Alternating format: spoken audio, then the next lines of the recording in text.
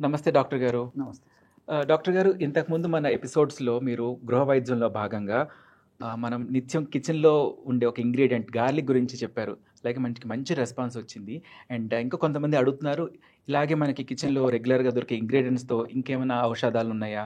వాటిని ఎలా వాడుకోవాలని అడుగుతున్నారు. సో, ఇందులో నాకు అనిపించింది ఏంటంటే, ఎక్కువగా మనం ఆవాలు వాడుతుంటాం. ఆవాలు లేకుండా మన ఏ వంట కానీ, ఏ తాలింపు అవ్వదు. సో, వాటి గురించి మనకి ఎలాంటి బెనిఫిట్స్ ఉంటాయి ఆవాల్లో, అండ్ వాటిని ఎలా వాడుకోవాలో మాకు చెప్తారా? పోపుల డబ్బా అంటే ఫస్ట్ గుర్తొచ్చేది ఆవాలండి. అవును. ఆవాలు చూసేదానికి సన్నగా ఉన్న మెడిసిన్ వాల్యూస్ ఎక్కువ ఉన్నాయండి. సో, పిట్ట కొంచెం కూత ఘనం అని చెప్పేసి మన పెద్దలు చెప్తుంటారు. కానీ ప్రకృతి అందులో ఈ ఆవాల్లో అనేక రకాలైనటువంటి కెమికల్స్‌ను నిక్షిప్తపరిచి మానవాడి ఆరోగ్య పరిరక్షణ కోసం మనకు ప్రసాదించడం జరిగిందండి. అందుకే భారతీయ సాంప్రదాయ పద్ధతిలో ఆహార విధి విధానాల్లో భాగంగా ప్రతిరోజు ఆవాలు ఏదో ఒక రూపంలో తీసుకోవాలి తీసుకోవడం అలవాటు చేశారండి మన పెద్దలు. సో, ఇది మన యొక్క భారతీయ ఋషి సంస్కృతి యొక్క ప్రధానమైనటువంటి ఇదనమాట. సో, ఈ ఆవాలు అనేక రకాలైనటువంటి జబ్బులు కూడా పనిచేస్తాయండి.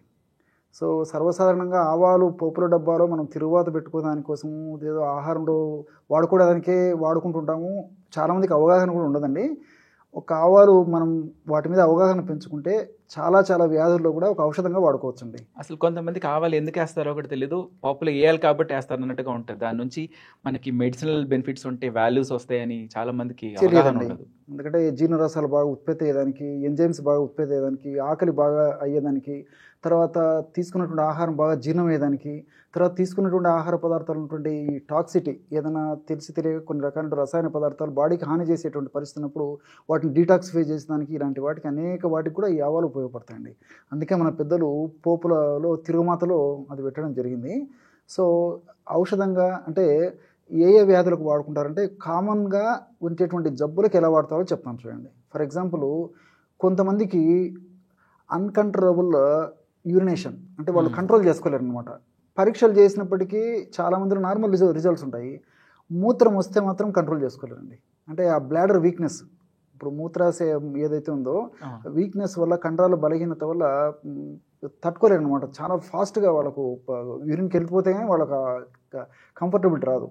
సో, అలాంటి వాళ్ళు ఏం చేయాలంటే అండి, రోజు రాత్రిపూట ఈ ఆహారం తీసుకునేటప్పుడు, భోంచేసేటప్పుడు మొదటి ముద్దలో జస్ట్ 1 గ్రామ్, మ్యాక్సిమం 2 గ్రామ్స్ కంటే ఎక్కువ వాడుకోకూడదండి. మొదటి ముద్దలో ఆవాలు కాస్త వేయించేసేసి పౌడర్ చేసి పెట్టుకోవాలండి.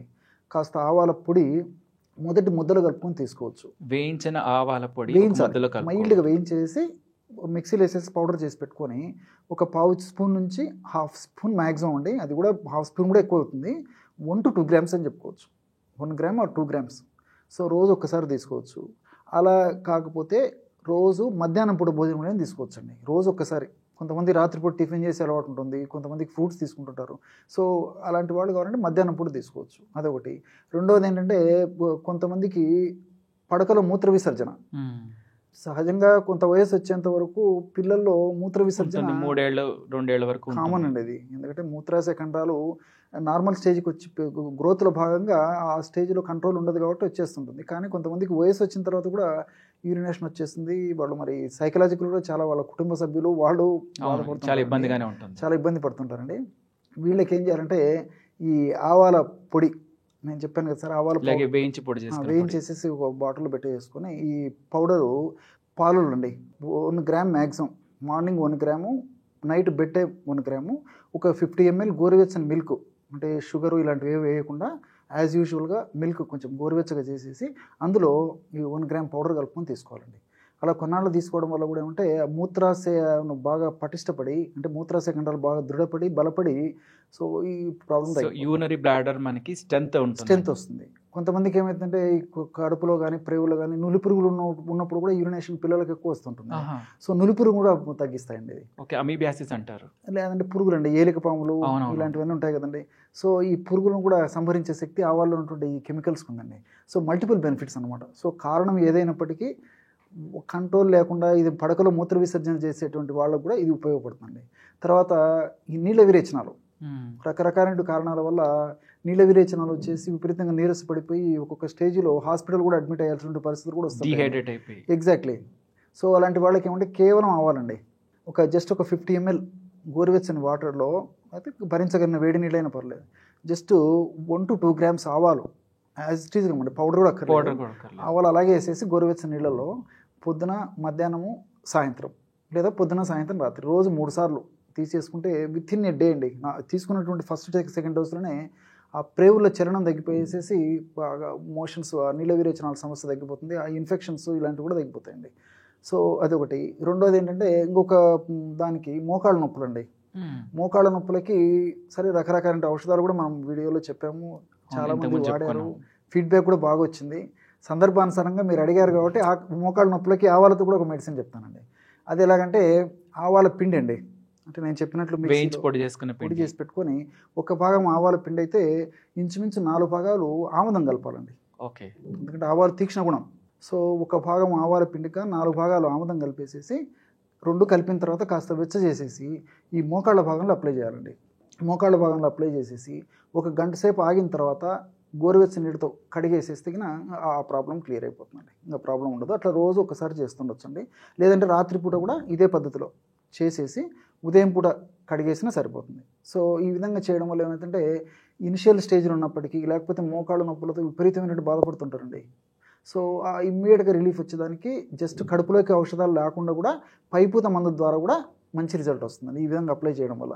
కొంతమంది ఏంటంటే ఈ రోజుల్లో ఏమంటే క్వాలిఫికేషన్స్ లాగా బీపీ, షుగరు, హార్మోనల్ ప్రాబ్లమ్స్, తర్వాత కొంతమందికి ఒబెసిటీ, కీళ్ళ నొప్పి, కొలెస్ట్రాల్ కామన్ అయిపోయినాయి. దాదాపు ఇంచుమించు సంచి నిండా ఆహారం కంటే కూడా ఔషధాలు ఎక్కువైపోయినాయి. సో అలాంటి వాళ్ళు ఏమంటే జనరల్గా ఒక జస్ట్ మోకాలు నొప్పి ఒక్కటి కొద్దిగా ఉన్నప్పుడు మందులు వాడాలన్నా సంకోచిస్తుంటారు అనమాట. సో ఏదన్నా పైపూత మందుకి ఏదైనా ఉంటే చెప్పండి సార్ అని కూడా మమ్మల్ని అడుగుతుంటారు.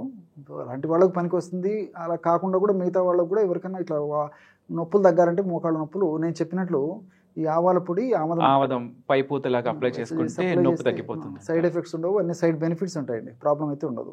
సో ఇమ్మీడియట్గా పనిచేస్తుందండి, చీప్లో అయిపోతుంది. ఇప్పుడు మనకు బయట హెయిర్ అయితే బయట ఈ ఆయిల్స్ అండి, పెయిన్ ఆయిల్స్ అంటే కనీసం 60 రూపాయలు, 70 రూపాయలు, 100, 150, 200 ఉన్నాయి. అందులో 50 ml, 30 ml ఇలా వస్తుంటాయి. సో కామన్ మ్యాన్కి మరి అంతంత కాస్ట్లీ పెట్టి తీసుకోవాలన్నా కష్టమైపోతుంది. అందులో అన్ని ఆయిల్స్ అన్ని చోట్ల దొరకవు. సో మన ఇంట్లో ఉండేటువంటిది ఆవాలు దొరుకుతాయి, ఇంచుమించు అందరి ఇంట్లో ఆముదం ఉంటుంది, 2 కలిపేసి వాడితే సరిపోతుందండి. So simple remedy. Thank you so much doctor గారు. గృహ వైద్యంలో మాకు ఒక చక్కటి చిట్కా చెప్పారు. థ్యాంక్ యూ సో మచ్ అండి.